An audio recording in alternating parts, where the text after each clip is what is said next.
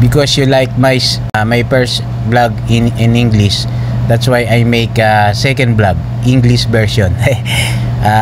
This time I make dynamite shrimp without crab, because here they request in the application in Hunger Station my order sushi, all sushi maki without crab.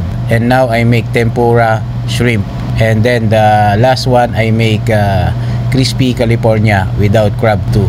And after that, after my roll, I make cut and put on the box for the takeaway.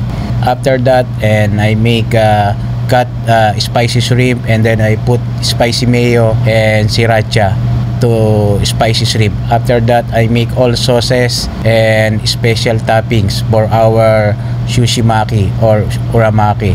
And then I put the veggie salad on the crispy California and toppings on the all makis.